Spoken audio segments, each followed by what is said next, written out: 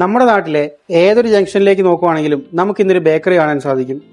11 മണിക്ക് വിശക്കുമ്പോഴോ അല്ലെങ്കിൽ വൈകുന്നേരം 4 മണിയുടെ ചായയുടെ കൂടെയോ ബേക്കറി പലഹാരങ്ങളെ ആശ്രയിക്കുന്നവരാണ് നമ്മളിൽ ഭൂരിഭാഗം പേരും. ഇനി അതല്ല, പിള്ളേർ സ്കൂൾ വിട്ട് വൈകുന്നേരം വീട്ടിലേക്ക് വരുമ്പോൾ അല്ലെങ്കിൽ നമ്മുടെ വീട്ടിൽ ഏതെങ്കിലും ഒരു അതിഥികൾ വരികയാണെന്നുണ്ടെങ്കിലൊക്കെ നമ്മൾ ഈ ചിപ്സ്, അതുപോലെ പപ്സ് അല്ലെങ്കിൽ ബിസ്ക്കറ്റുകൾ എന്നിവയൊക്കെയാണ് ആശ്രയിക്കാറ്. എന്നാൽ നിങ്ങൾ എപ്പോഴെങ്കിലും ചിന്തിച്ചിട്ടുണ്ടോ, പണ്ട് കാലത്ത് നമ്മുടെ അമ്മമാരോ മുത്തശ്ശിമാരോ ഒക്കെ പലഹാരങ്ങൾ ഉണ്ടാക്കുമ്പോൾ അവ ഒരു ദിവസം അല്ലെങ്കിൽ 2 ദിവസം കഴിയുമ്പോൾ കേടാവുമായിരുന്നു. എന്നാൽ ഇന്നത്തെ ബേക്കറി പലഹാരങ്ങൾ ദിവസങ്ങളോ മാസങ്ങളോ ഇരുന്നാലും അവ കേടാവുന്നില്ല. എന്തുകൊണ്ടായിരിക്കും അവ കേടാവാതെ ഒരേ രുചിയിൽ തന്നെ മാസങ്ങളോളം ഇരിക്കുന്നത്? ഈ പലഹാരങ്ങൾ യഥാർത്ഥത്തിൽ നമ്മുടെ രക്തക്കുഴലുകളെയും അതുപോലെ നമ്മുടെ ആന്തരിക അവയവങ്ങളെയും കാർന്നു തിന്നുന്ന വില്ലന്മാരാണ്. ഇതിന് പിന്നിലെ യാഥാർത്ഥ്യം എന്താണെന്നും ശാസ്ത്രീയ വസ്തുത എന്താണെന്നും ഇന്നത്തെ വീഡിയോയിലൂടെ നമുക്ക് ചർച്ച ചെയ്യാം. അപ്പോൾ once again welcome back to Banjara eat club. Bakery ഭക്ഷണങ്ങളെ ഇത്രയും അപകടകാരിയാക്കുന്ന ഒന്നാമത്തെ വില്ലൻ എന്ന് പറയുന്നത് ട്രാൻസ് ഫാറ്റ് ആണ്. എന്താണ് ഈ ട്രാൻസ് ഫാറ്റ്? അതായത് നമ്മുടെ സാധാരണ എണ്ണയിലേക്ക് ഹൈഡ്രജൻ മോളിക്യൂൾസ് കിടത്തി വിട്ടുകൊണ്ട് അതിനെ കട്ടിയുള്ളതാക്കി മാറ്റുന്ന ഒരു പ്രക്രിയയാണ് നമ്മൾ ഹൈഡ്രജനേഷൻ എന്ന് പറയുന്നത്. അതിന്റെ ഏറ്റവും വലിയ ഉദാഹരണമാണ് ഡാൽഡ അല്ലെങ്കിൽ വനസ്പതി. എന്തുകൊണ്ടായിരിക്കും ഇത് ബേക്കറികളിൽ ഉപയോഗിക്കുന്നത്? അതിന്റെ ഒന്നാമത്തെ കാരണം ഷെൽഫ് ലൈഫാണ്. അതായത് ഇത് ചേർത്തുണ്ടാക്കുന്ന ഭക്ഷണങ്ങൾ മാസങ്ങളോളം കേടുകൂടാതെ ഇരിക്കും. ഇനി രണ്ടാമത്തെ കാര്യം ലാഭമാണ്. സാധാരണ എണ്ണയെ കഴിഞ്ഞും വളരെ വിലക്കുറവുമാണ്. അതുമാത്രമല്ല, ഇത് ചേർത്തുണ്ടാക്കുന്ന പലഹാരങ്ങൾ ക്രിസ്പിയും കാണാൻ ഭംഗിയുള്ളവയുമായിരിക്കും. ഇനി മൂന്നാമത്തെ കാരണം റീയൂസ് ആണ്. ബേക്കറികളിൽ വലിയ ചട്ടികളിൽ ഒഴിക്കുന്ന എണ്ണകൾ വീണ്ടും വീണ്ടും പല പ്രാവശ്യം തിളപ്പിക്കാറുണ്ട്. ഇങ്ങനെ പല പ്രാവശ്യം തിളപ്പിക്കുമ്പോൾ തന്നെ അതിൽ ട്രാൻസ് ഫാറ്റ് രൂപപ്പെടുന്നു. ഇനി നമുക്ക് ഇത് നമ്മുടെ ശരീരത്തെ എങ്ങനെയാണ് ബാധിക്കുന്നത്, അല്ലെങ്കിൽ നമ്മുടെ ശരീരത്തിൽ എന്ത് ചെയ്യുന്നു എന്ന് നോക്കാം. നമ്മുടെ ബ്ലഡ് വെസൽസിന്റെ അകത്ത് സംരക്ഷണ പാളികളുണ്ട്. അതിനെ നമ്മൾ എൻഡോതീലിയൽ ലൈനിങ് എന്ന് വിളിക്കുന്നു. ഫാറ്റ് ഈ പാളിയെ പൂർണ്ണമായി നശിപ്പിക്കുന്നു. കൂടാതെ ഇത് നമ്മുടെ ശരീരത്തിലുള്ള ബാഡ് കൊളസ്ട്രോളിനെ കുത്തനെ കൂട്ടുകയും ഗുഡ് കൊളസ്ട്രോളിനെ കുത്തനെ കുറയ്ക്കുകയും ചെയ്യുന്നു. പണ്ട് പ്രായമായവരിൽ മാത്രമായിരുന്നു നമ്മൾ ഹൃദയാഘാതം എന്നൊരു പ്രശ്നം കണ്ടുവന്നിരുന്നത്. എന്നാൽ ഇന്ന് 25 മുകളിലേക്ക് അല്ലെങ്കിൽ 30 വയസ്സുള്ളവർക്ക് വരെ ഹൃദയാഘാതം വരുന്നു. ഇനി കാലങ്ങൾ മുന്നോട്ട് പോകവേ 15 വയസ്സുള്ള കുട്ടികളിൽ പോലും ഈ ഹൃദയാഘാതം നമ്മൾ കണ്ടുവരും.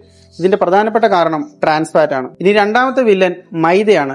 നമുക്ക് എല്ലാവർക്കും അറിയാം, ബേക്കറികൾ ഭക്ഷണത്തിലെ 90% മൈദയാണ്. മൈദയിൽ ഒട്ടും തന്നെ ഫൈബർ അടങ്ങിയിട്ടില്ല.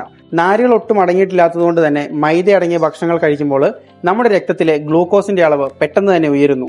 ഇതിനെ പ്രതിരോധിക്കാനായിട്ട് പാൻക്രിയാസ് അമിതമായി ഇൻസുലിൻ ഉൽപ്പാദിപ്പിക്കേണ്ടി വരുന്നു. അതുകൊണ്ട് തന്നെ നമ്മുടെ ശരീരത്തിൽ ഇൻസുലിൻ റെസിസ്റ്റൻസ് എന്ന് പറയുന്നൊരു പ്രശ്നമുണ്ടാവുന്നു.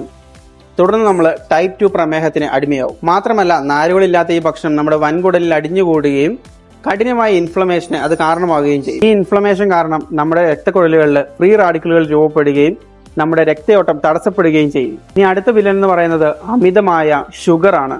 നമ്മൾ വിചാരിക്കുന്നതിനും എത്രയോ അപ്പുറമാണ് ബേക്കറി പലഹാരങ്ങളിൽ ആഡ് ചെയ്യുന്ന ഷുഗേഴ്സ്. നമ്മൾ ഒരു ഗ്ലാസ് ചായ കുടിക്കുമ്പോൾ അതിൽ 1/2 സ്പൂൺ പഞ്ചസാര ഇടാൻ വരെ നമ്മൾ മടിക്കുന്നവരാണ്. ഇന്ന് പലരും ഷുഗർ കട്ട് പോലുള്ള സംഭവങ്ങൾ എടുക്കുന്നവരുമാണ്. എന്നാൽ ബേക്കറിയിൽ നിന്ന് വാങ്ങുന്ന ഒരു ചെറിയ കഷ്ണം ബിസ്ക്കറ്റിലോ അല്ലെങ്കിൽ കേക്കിലോ പോലും മിനിമം 30 ഗ്രാം പഞ്ചസാര അടങ്ങിയിട്ടുണ്ട്. മാത്രമല്ല, ഇന്നത്തെ ബേക്കറി ഭക്ഷണങ്ങളുടെ പിന്നിൽ നമ്മൾ നോക്കുകയാണെന്നുണ്ടെങ്കിൽ അതിൽ ഷുഗർ എന്ന് ഡയറക്റ്റ് എഴുതിയിട്ടുണ്ടാവില്ല. ഈ പദാർത്ഥങ്ങളെല്ലാം നേരിട്ട് ഫാറ്റി ലിവർ ഉണ്ടാക്കുന്നവയാണ്. ഇനി അടുത്ത വില്ലൻ എന്ന് പറയുന്നത് സോഡിയമാണ്, അഥവാ ഉപ്പ്. മധുരമുള്ള ബേക്കറി പലഹാരങ്ങളിൽ, ബണ്ണില്, ബിസ്ക്കറ്റുകളിലൊക്കെ ഉപ്പുണ്ടാകുമോ എന്ന് നിങ്ങൾ അതിശയിക്കുന്നുണ്ടാവും. എന്നാൽ യാഥാർത്ഥ്യം എന്തെന്നാൽ ബേക്കറിയിലെ മധുര പലഹാരങ്ങളിൽ പോലും ഉയർന്ന അളവിൽ ഉപ്പ് അടങ്ങിയിട്ടുണ്ട്. ഉപ്പും മധുരവും ഒരു പ്രത്യേക അനുപാതത്തിൽ ചേർക്കുമ്പോഴാണ് തലച്ചോറിന് ആ ഭക്ഷണം വീണ്ടും കഴിക്കാനുള്ള ഒരു പ്രചോദനം ഉണ്ടാകുന്നത്. കൂടാതെ ഈ ബേക്കറി പലഹാരങ്ങളിൽ സോഡിയം അല്ലെങ്കിൽ എക്സസ് സോഡിയം ഉണ്ടാകുന്നത് ഉപ്പിൽ നിന്ന് മാത്രമല്ല, പകരം ബേക്കിംഗ് പൗഡർ പോലുള്ള വസ്തുക്കളിൽ നിന്നുമാണ്.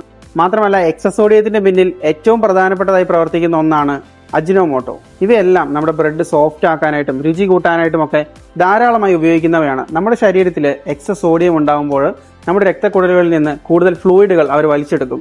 അതായത് ഫ്ലൂയിഡ് റിട്ടൻഷൻ ഉണ്ടാവും. ഇതേ തുടർന്ന് കൂടുതൽ സമ്മർദ്ദത്തോടുകൂടി ഹൃദയത്തിന് രക്തം പമ്പ് ചെയ്യേണ്ടി വരുന്നു. ഇത് ക്രമേണ ഉയർന്ന ബിപിയിലേക്കും നമ്മുടെ ഹൃദയത്തിന്റെ പേശികൾക്ക് തകരാറുകൾ ഉണ്ടാക്കുകയും ചെയ്യും. ഇനി ഇവയൊന്നും കൂടാതെ ഭക്ഷണത്തിന് ആവശ്യമായ കളർ നൽകാൻ ഉപയോഗിക്കുന്ന സിന്തറ്റിക് കളറുകൾ, അതുപോലെ നല്ല മണം വരാൻ വേണ്ടി ചേർക്കുന്ന എസൻസുകൾ, ഭക്ഷണം കേടുകൂടാതെ മാസങ്ങളോളം ഇരിക്കാൻ വേണ്ടി ചേർക്കുന്ന പ്രിസർവേറ്റീവുകൾ, ഇവയെല്ലാം ചേരുമ്പോൾ ബേക്കറി പലഹാരങ്ങൾ യഥാർത്ഥത്തിൽ ഒരു കെമിക്കൽ കോക്ടെയിൽ പോലെയാവും. ഇത് യഥാർത്ഥത്തിൽ നമ്മുടെ ഡൈജസ്റ്റീവ് സിസ്റ്റത്തെയും ലിവറിനെയും മെറ്റാബോളിസത്തെയും വളരെ മോശമായ രീതിയിൽ ബാധിക്കും. ഇന്ന് നമ്മൾ ചർച്ച ചെയ്ത ഈ വിഷയങ്ങളെല്ലാം കേവലം ഒരു ബേക്കറി ഭക്ഷണത്തിന്റെ മാത്രം കഥയല്ല, മറിച്ച് നമ്മുടെയും നമ്മുടെ വരും തലമുറയുടെയും ആരോഗ്യത്തിന്റെയും ആയുസിന്റെയും കഥയാണ്.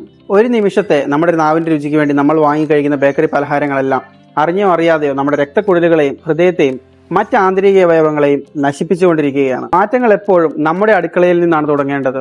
ഒരു രോഗം വന്നതിന് ശേഷം ലക്ഷങ്ങൾ ചിലവാക്കി ചികിത്സിക്കുന്നതിലും എത്രയോ നല്ലതാണ് നമ്മളിത് മുൻകൂട്ടി കണ്ടുകൊണ്ട് അവ ഒഴിവാക്കി ആരോഗ്യമുള്ളൊരു ജീവിതശൈലി നിലനിർത്തുന്നത്. അപ്പോൾ ഇന്നത്തെ വീഡിയോ നിങ്ങൾക്ക് യൂസ്ഫുൾ ആയി തോന്നിയിട്ടുണ്ടെങ്കിൽ, ഇഷ്ടപ്പെട്ടെങ്കിൽ അത് ലൈക്ക് ചെയ്യുക, നിങ്ങളുടെ അഭിപ്രായം എന്താണെന്ന് കമന്റ് ചെയ്യുക. അതുപോലെ ഈ സുപ്രധാനമായ അറിവ് നിങ്ങളുടെ പ്രിയപ്പെട്ടവരിലേക്കും എത്തിക്കുക. അപ്പോൾ മറ്റൊരു വീഡിയോയുമായിട്ട് വീണ്ടും കാണുന്നതുവരെ സൈനിങ് ഔട്ട്.